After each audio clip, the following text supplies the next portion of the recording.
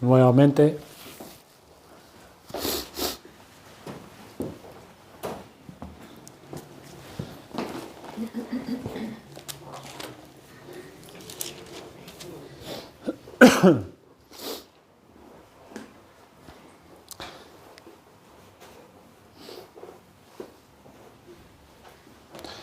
En la descripción del carácter de los aspirantes al oficio de ancianos, tenemos lo que debía buscar Tito en esas iglesias en Creta, para llevar a cabo la transformación espiritual que estos miembros necesitaban. Pues bien, nosotros estudiando la reforma de la Iglesia, repasamos esas enseñanzas concernientes a los candidatos para el oficio de anciano. No solo es necesario para la Iglesia saber qué tiene que encontrar en un cristiano para aspirar a este oficio, sino es parte importante para que podamos entregarnos a la reforma espiritual de la Iglesia. Recuerden, la Iglesia, según entendemos por las Sagradas Escrituras y practicamos, posee toda la autoridad para poner los pastores que lideran la Iglesia. Los propios miembros dicen sí o no. Y eso es definitivo, porque no hay autoridad humana sobre esto, ni reyes, ni presidentes, ni tribunales civiles o tribunales eclesiásticos. Los miembros, y solo los miembros, determinan qué hombre u hombres acceden o no al oficio de pastor en la Iglesia.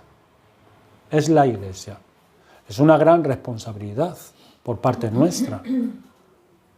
Es muy grande responsabilidad. Qué importante que los miembros de la Iglesia tengan la mente de Cristo en todo y más en este asunto.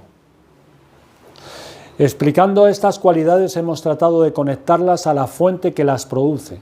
Las presentamos vinculadas al Evangelio de la gracia de nuestro Señor Jesucristo, porque es la gracia salvadora de Cristo la que nos enseña para promover las virtudes aquí exigidas. Sus vidas pasadas pueden haber sido de cualquier manera, pero cuando han venido a la fe de Jesucristo y a estar sujetos a Él por amor, por medio de las Sagradas Escrituras, este es el fruto. Es significativo que a través de todos los siglos de la Iglesia, estos han sido los requisitos invariables de Cristo, dado que la obra que realiza el Evangelio en nuestras almas es independiente de la cultura, del trasfondo social o época en que vivamos, independientemente del tipo de persona que sea por nacimiento. Estos son los requisitos de Cristo. Esto es lo que hace el Evangelio de la gracia de Dios, que se ha manifestado para salvación de todos los hombres y para enseñarnos esta clase de carácter. Miremos hoy otro requisito, Tito 1:8. Sobrio. Ser sobrio. Dice, sin hospedador, amante de lo bueno, que lo hemos visto, sobrio. ¿Qué es sobrio? Bueno, ese término se tradujo en 1 Timoteo capítulo 3, versículo 2, como prudente. Un hombre prudente, sobrio. Esta es una palabra que en esta breve epístola de Tito se usa ampliamente en sus diferentes acepciones y todas provienen de la misma raíz en griego. Además del capítulo 1, versículo 6, lo encontramos también en el capítulo 2, versículo 2, que nos dice sobrios, que los ancianos sean sobrios, aquellos hombres de una edad ya en la Iglesia, sobrios. No está hablando de ancianos de oficio de pastor, sino hombres mayores, sean sobrios. O en el versículo 5, que a ser prudentes, estas mujeres jóvenes, que sean mujeres prudentes, que la misma raíz en griego es sobria también, una mujer sobria. Versículo 6, exhorta a los mismos, a los jóvenes también, jóvenes en Cristo, o a los jóvenes, pudiéramos decir, de edad también, que sean prudentes. O en el capítulo 2, versículo 12, enseñándonos que renunciando a la impiedad y a los deseos mundanos vivamos en este siglo sobriamente, con un carácter sobrio. Ya hemos reiterado este punto anteriormente y en todos estos sermones. No estamos ante virtudes especiales y distintivas para los ancianos, sino que estos diferentes miembros de la Iglesia es preciso que las tengan y las desarrollen también. Esto nos está quedando claro a todos, pues está diciendo reiteradamente. Esto es para todos. Etimológicamente su significado es entendimiento, mente salva, lo cual quiere decir una mente sana.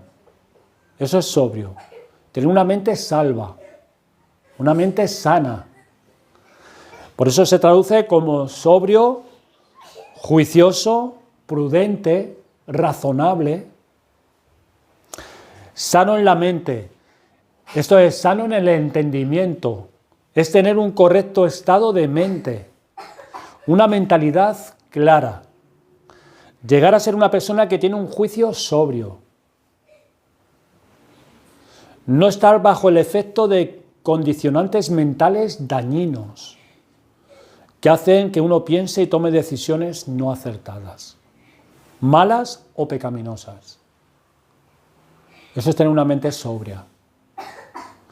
Tocamos un aspecto esencial como seres humanos. No hablamos aquí de realizar cosas, sino de esa parte del hombre donde se prepara lo que él es y lo que él hace. Ser sobrio, tener una mente que puede trabajar con la verdad, con todos los factores de la vida que nos condicionan. Ejemplos. Quiero que consideremos cómo la conversión nos lleva a ser sobrios. Esa es la fuente, primeramente, la conversión. Mirad el caso de Marcos 5:15.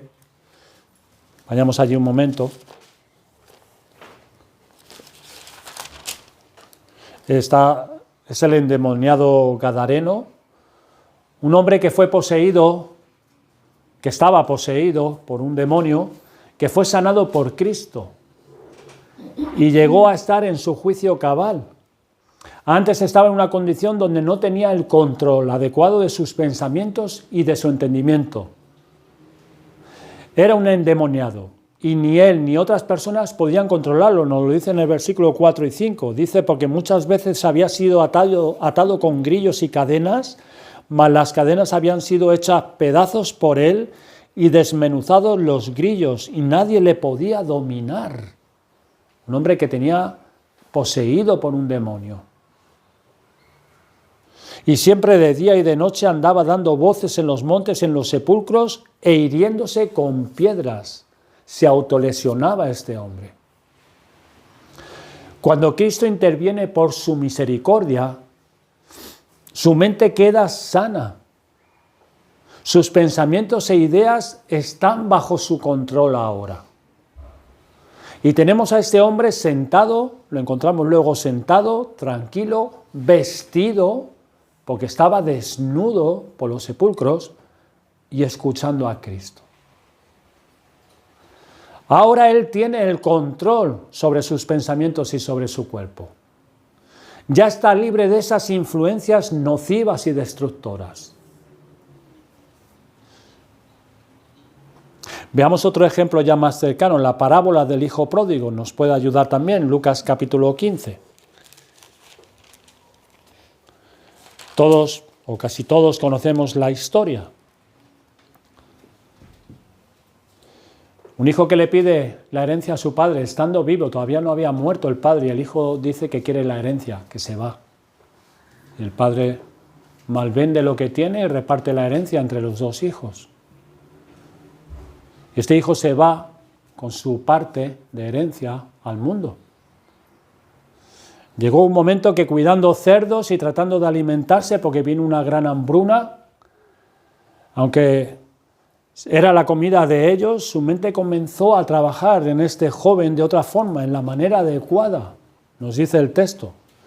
Su entendimiento ahora evaluaba con un juicio sano, es decir, las ideas que fluían e influían en su mente eran esos valores que impulsaron a este joven a moverse en dirección correcta ahora y adecuada, según una vida ordenada y correcta, beneficiosa delante de Dios y los suyos y para sí mismo.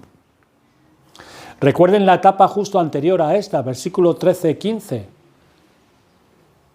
Este joven, según nos cuenta nuestro Señor en la parábola, pidió esta herencia a su padre. Y uno ve esto y dice, pero si este joven está bien, no le falta de nada en su casa. Su padre es un buen padre. Tiene siervos, jornaleros, el hijo está en una posición que está muy bien. No le falta nada necesario a este joven. ¿Cómo es que hace esto? ¿Cómo es que le pide la herencia a su padre y no le importa todo el trabajo que ha tenido que hacer el padre durante toda su vida para tener esas propiedades y ahora las malvendes para que él coja y se vaya? Y uno se puede preguntar en qué está pensando este joven. Con el dinero de su herencia en el bolsillo comienza a derrocharlo con sus amigos, en sus placeres y con rameras. Y pensaríamos, ¿para eso tanta prisa? ¿Para eso quería el dinero? Seguiríamos extrañándonos, pero ¿qué tendrá este joven en la cabeza? ¿Por qué piensa así? Y por fin lo encontramos sin nada. Lo había perdido todo, todo lo había malgastado en esta vida. Y cuidando cerdos, abandonado por todos, buscando cualquier trabajo y comiendo lo que sea, lo que le echen, como si fuera una bestia. Y las cosas las tenía muy mal. Este es un muchacho que no tiene una mente sana. No tiene una mente sobria, sana. Es el proceder contrario al que nos referimos aquí en la epístola de Tito. De ninguna manera es sobrio ni prudente. Sin embargo, nos dice en el versículo 17, volviendo en sí, este joven, dice que volvió en sí. Su entendimiento comienza a trabajar ahora con otros valores. Ahora empieza a ser juicioso. Su mente no está bajo el efecto y dominio de elementos nocivos y dañinos, como los que antes le dominaban y le llevaron a pensar y decir cosas en su vida que le fue para tanto mal y dolor. Esta parábola está hablando de la salvación que Dios da por su gracia, cómo ésta opera en hombres que no son dignos de ella, pero aún así Dios los trae al perdón y a la vida eterna. Este versículo 17 nos presenta el arrepentimiento para salvación, volviendo en sí, que es por donde primero asoman los efectos de la salvación de Dios, el arrepentimiento para salvación. Nuestra mente es traída a la sobriedad. A nuestro entendimiento es dirigido el Evangelio de la gracia de Cristo para cambiar los valores que antes teníamos en nuestra forma de pensar y que nos hacían llevar una vida desobediencia, desordenada, entregada a deseos y pasiones perjudiciales, dañándonos y haciendo daño a otros, bajo el desagrado y el rechazo de Dios. Observar Efesios 4, 17 y 18.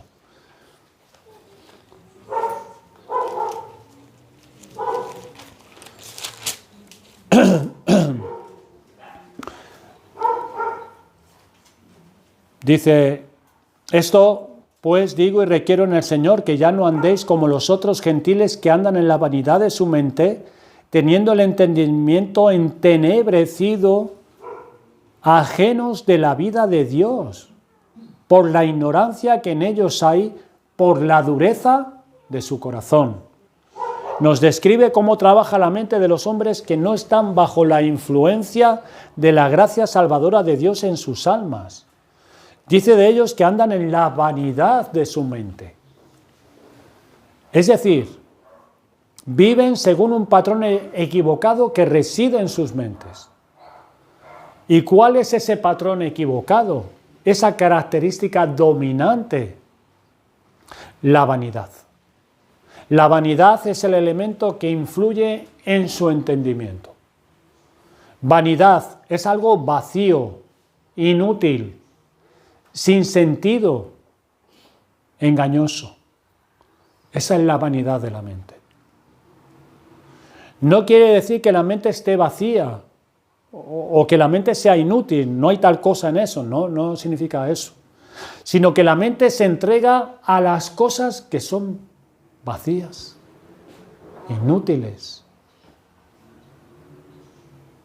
Inútiles ciertamente para el hombre. Son esta clase de cosas las que esa mente tiene como grandes, valiosas, y cree que vale la pena entregarse. Verlo en el joven de la parábola, cuando fue a su padre a pedir su herencia, las ideas prominentes, con lo que su mente trabajaba y tenía peso era el dinero, los placeres de este mundo, los entretenimientos, amigos, liberación, sexo. Eso es lo que predominaba en la mente de este joven. Andaba en la vanidad de su mente. Pensaba que eso es por lo que vale la pena vivir y entregarse. Y no era sino para traer daño, dolor, miseria y aflicción a su vida y a la de los suyos. Esa es la vanidad de la mente. Aquí imperaban elementos dañinos, engañosos, de donde se producen esas ideas que no te llevan a encontrar el bien, sino a estas que están vacías del bien que el hombre necesita, aunque llenas de placer ahora, temporal. El entendimiento entenebrecido, nos dice, teniendo el entendimiento entenebrecido, Efesios 4:18. Esto es, que no puede ver ni apreciar la verdad de las cosas y de su vida. No puede. Y de sí mismo, ni apreciar cuál será su fin y cómo necesita a Jesucristo. No puede. Y que en breve comparecerá ante el juicio final. Todo esto no entra en juego en esa mente, no entra. No lo puede ver. Porque tiene un entendimiento entenebrecido, en tinieblas, no puede, no lo ve, no puede. Esto es lo contrario de la mente sobria. Esa mente es sana, esa mente que es juiciosa, prudente, que puede apreciar dónde está, a dónde llega por ahí. Sopesa la realidad de su vida, su entorno, la muerte. Esta es la mente que puede trabajar con todos los elementos reales de su vida. En la otra impera más el placer, lo vano, lo inútil, lo vacío. Recuerden Lucas 15:17. Aquí este joven ya no miraba solo su placer, volvió en sí. Tampoco, ya no miraba el deseo de libertad, que quiero ser libre, sino que ahora el abanico de elementos que influyen en su mente es mucho más amplio. Versículos 18-19. Ahora ve lo que ha hecho ante Dios. Él razona, ahora tiene un juicio diferente. He pecado contra Dios y contra mi Padre. He pecado contra Dios y contra mi Padre. Lo que ahora está viviendo en comparación a lo que antes vivía. Antes no podía verlo. Ahora su mente puede trabajar con esos elementos de verdad. Eso es una mente sana. Eso es ser sobrio. Ahora la vanidad no es lo dominante, sino la verdad de las cosas que Dios nos ha dicho. Amigo, considera esta realidad. La vanidad es el elemento dominante en la mente del hombre sin Dios. Tal cosa explica cómo el hombre se entrega a vivir una clase de vida desagradable a Dios, que amontona más ira sobre sí mismo y daño para él y para los suyos. Su entendimiento está sometido a esos elementos dañinos que llevan a pensar, anhelar y buscar esas cosas que son inútiles y perjudiciales para su futuro. ¿Es este tu caso? ¿Eso explica lo que están viendo en ti? ¿Puedes tú ver esto si estás así? Porque se puede estar ahí y no verlo. Y no verlo. Pues haz como este joven pródigo. Reconoce tus caminos. Asume cómo has pecado contra el cielo y contra Dios. Y cómo has vivido torcidamente toda tu vida. Pues Cristo para esto vino a librar a los hombres que estaban y están en esta condición, perdonándoles sus males y trayéndoles a una clase de vida agradable a Dios y provechosa para otros. En Tito 1:8, solo los creyentes destacados como sobrios. Aunque Cristo por su gracia nos liberta del poder de la vanidad de nuestra mente para que podamos ser sobrios, nuestro texto nos indica que entre estos, solo aquellos que realmente sean sobrios pueden ser candidatos a pastores. Esta gracia salvadora de Cristo nos dice que nos enseña a que vivamos sobria, justa y piadosamente. Sin embargo, no todos son buenos estudiantes de esta importante asignatura. No pocos no asisten mucho a clase. No estudian cómo deben estas lecciones. Y al no aprender tal cosa de la gracia, estos no pueden ser puestos como candidatos a ancianos. Todos nosotros debemos tomarnos muy en serio esta asignatura. Recordar, capítulo 2, versículos 2 al 5, es para todos nosotros. Pero algunos no aprenden. Algunos no aprenden. Mira cómo se expresa en Efesios 4:17. Dice, esto pues digo y requiero en el Señor, que ya no andéis como los otros gentiles que andan en la vanidad de su mente. Les está diciendo el apóstol y requiere de los creyentes que renuncien a esa forma de pensar carentes de sobriedad. La vanidad de la mente, notorio entre los que no conocen a Dios. Por eso les dice, esto requiero y digo en el Señor, que ya no andéis como los otros gentiles.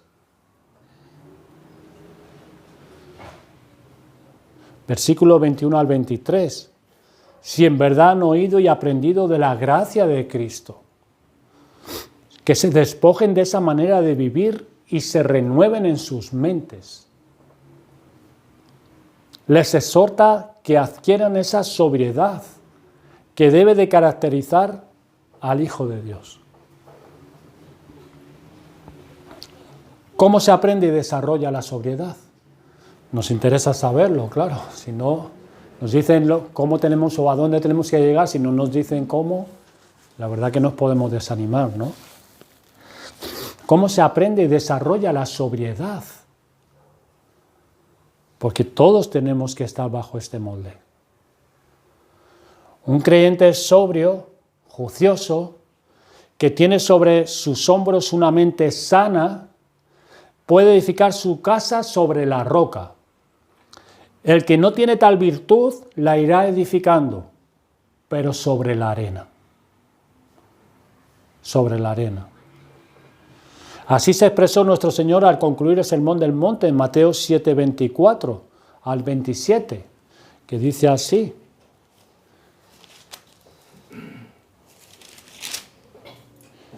Cualquiera pues que me oye estas palabras y las hace. las oye y las hace. Le compararé a un hombre prudente, sobrio, que edificó su casa sobre la roca. Es el que las oye y las hace. Nuestra vida en sus diferentes ámbitos es comparado a estar construyendo una casa. Y es muy importante la casa que hacemos. Porque vendrán tiempos malos. Azotarán la casa los vientos, los ríos de la aflicción. Y lluvias. ¿Aguantará en pie dicha casa? ¿Va a aguantar? Queremos hacer una casa bonita, buena, útil, consistente, con buenos muros, bastante cemento, con lunas anchas, celosías en las ventanas. Qué bonita una casa así. Pero si carece de un fundamento firme, no nos servirá. Será para nuestro mal y amargura. Estamos hablando de preservar una vida de fe, peleando la buena batalla contra el pecado, el mundo y el diablo, para permanecer en la iglesia de Cristo, sirviéndole con gratitud y abnegación, pese a los vientos, ríos y lluvias que golpeen contra nosotros. En este texto nos dice nuestro Señor que edificar la casa sobre la roca es oír su palabra de tal manera que la hacemos. Que la hacemos. Podemos oír la palabra de Dios y no hacer lo que el Señor nos dice. Es oír de tal manera que obedecemos. Obedecemos la voz de Dios, su palabra.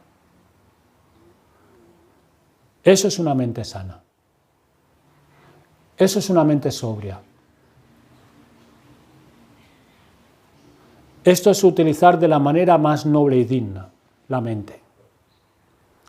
Buena y provechosa esa capacidad nuestra tan elevada, nuestro entendimiento que el Señor nos ha dado como seres humanos, hechos a su imagen y semejanza, con una razón, con un entendimiento, con una conciencia.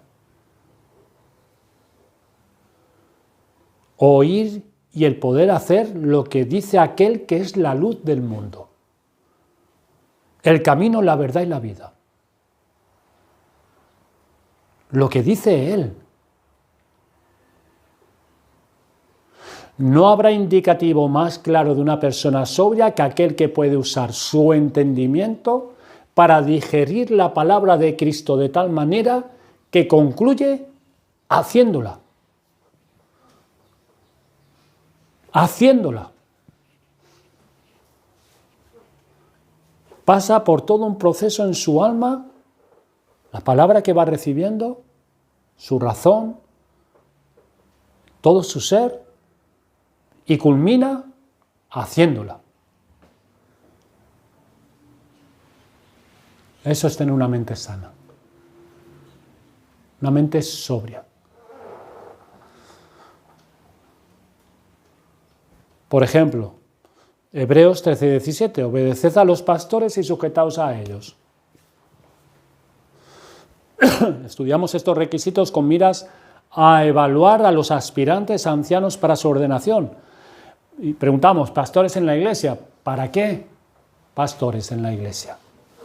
Pues para apacentar la grey de Dios, para guiar, para enseñar, exhortar, aconsejar con el consejo de Dios a través de su palabra y aquellos principios deducidos en ella.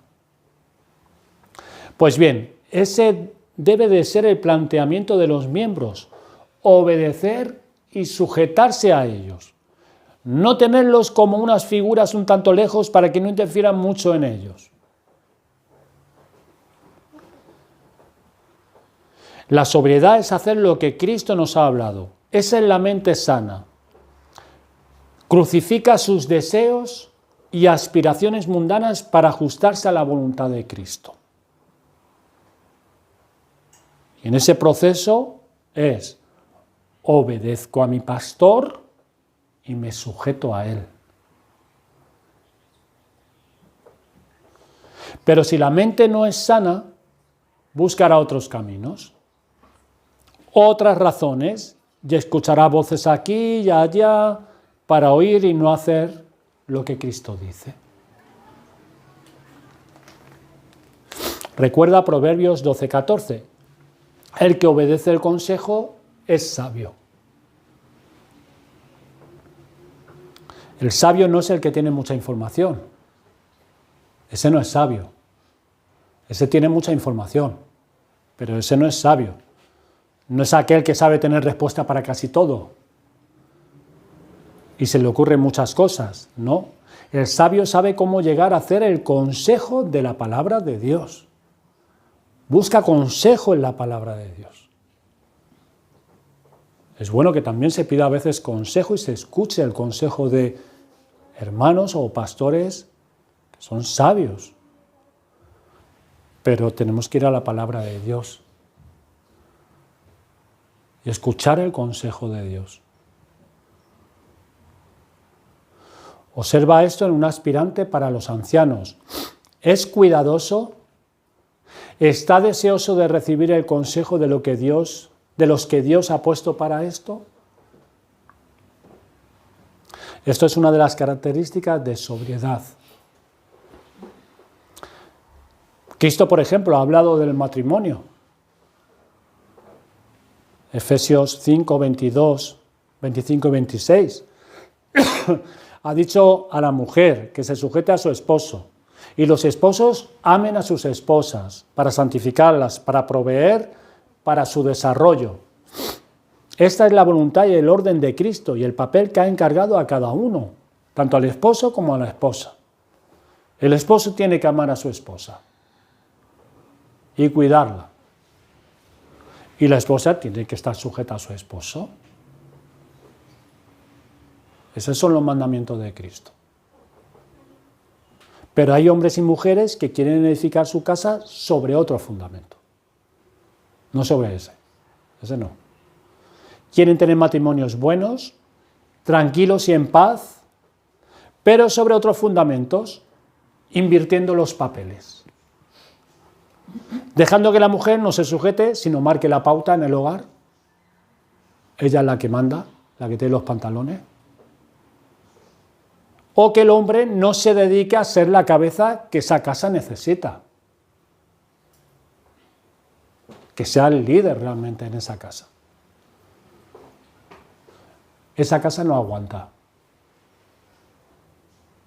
No va a aguantar.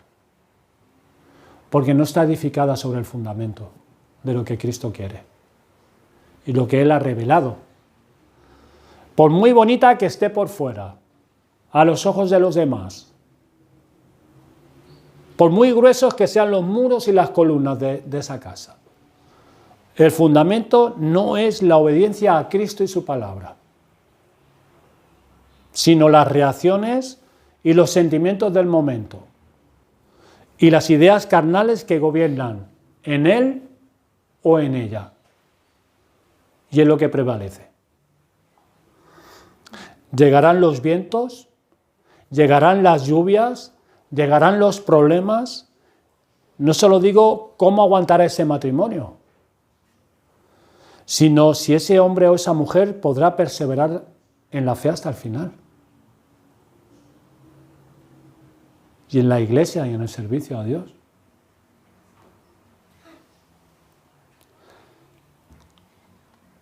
En 1 de Pedro, capítulo 3, versículo 7, Pedro habla que las oraciones de estos hombres son estorbadas. Que hay estorbo en sus oraciones. No pueden orar. Oran, pero hay estorbo. Este no es sobrio. No es una persona sobria. No está en su matrimonio con una mente sana, que puede tomar en serio la palabra de Cristo, sino tiene excusas para poner la palabra de Cristo a un lado y hacer lo que sale de un corazón corrupto, de nuestra carne, que no se quiere sujetar a la voluntad de Dios. Que no quiere. Nuestra carne no quiere. No quiere. Así que cuidado, si sigues en esa casa sin fundamento, ¿hasta dónde podrás llegar en la fe? La próxima tormenta la aguantarás o abandonarás la casa. El día de reposo. Nuestro Señor Jesucristo ha querido ordenar los días y actividades de nuestra vida, de forma que podamos ocuparnos de nuestras necesidades y compromisos y además tengamos en el día del Señor el tiempo y los medios adecuados para la adoración a Dios y el cuidado de nuestra alma. Pero muchos encuentran excusas para desordenar esto y arreglarlo de otra forma. Construyen su casa sobre la arena, oyen pero no oyen para obedecer, sino que imperan sus ideas y sus argumentos. Y no están edificando sobre la roca, que es la obediencia a la revelación de Cristo. Lo que Cristo quiere. No. Eso no es ser sobrio. Llegará la tormenta y ¿qué pasará con él?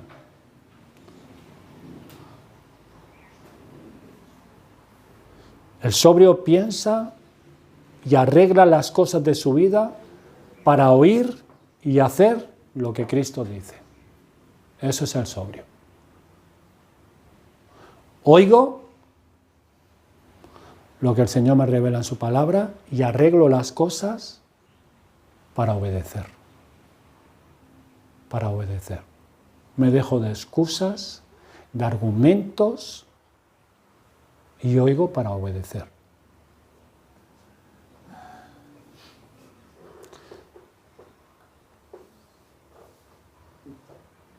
Eso es ser sobrio, eso es tener una mente sana. Eso va a requerir de nosotros que tomemos buenas decisiones. Y muchas veces en la vida, bueno, muchas veces, casi siempre en la vida cristiana, si quieres obedecer a Cristo, vas a sufrir. Vas a sufrir.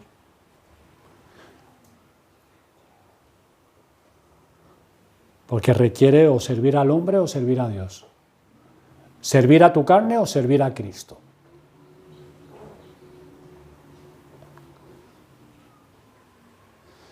De entre estos solo serán escogidos los aspirantes para ancianos en la iglesia.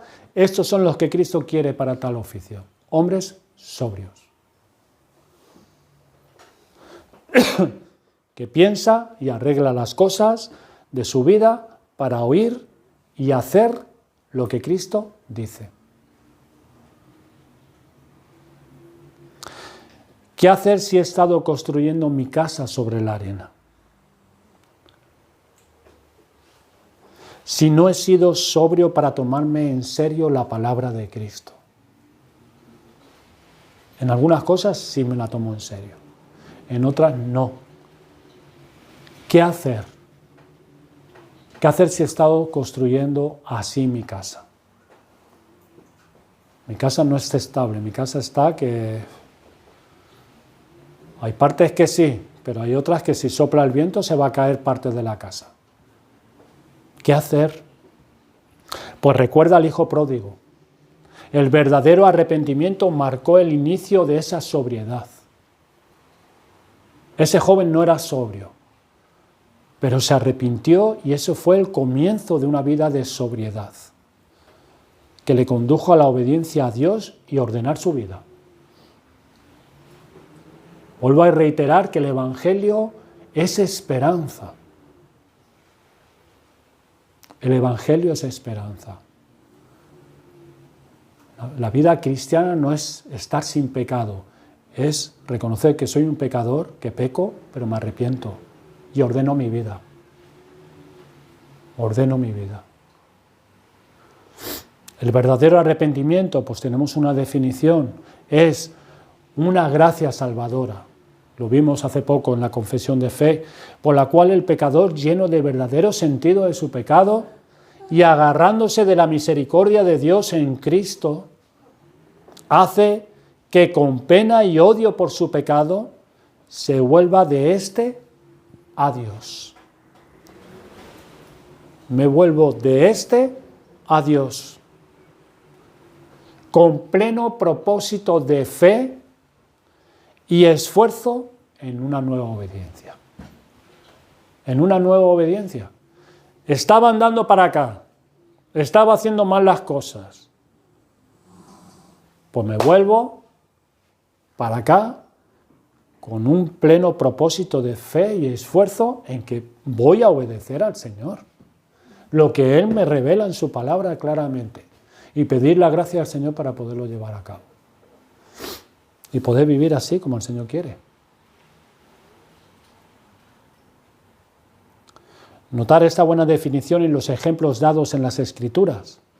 El verdadero arrepentimiento es el principio de una nueva obediencia a Dios. Este es el que nos permite ser sobrios, el arrepentimiento.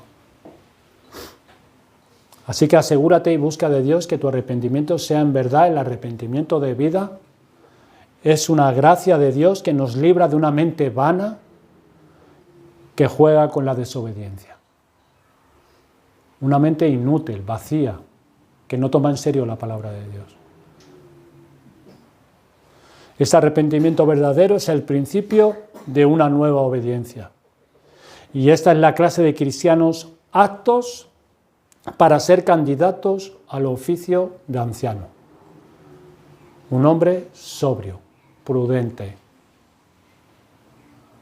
Hombres que saben lo que es el arrepentimiento verdadero en el caminar de sus vidas, y esto los hace sobrios. Sobrios. Pues hermanos, aquí es suficiente hasta el día de hoy. Vamos a orar.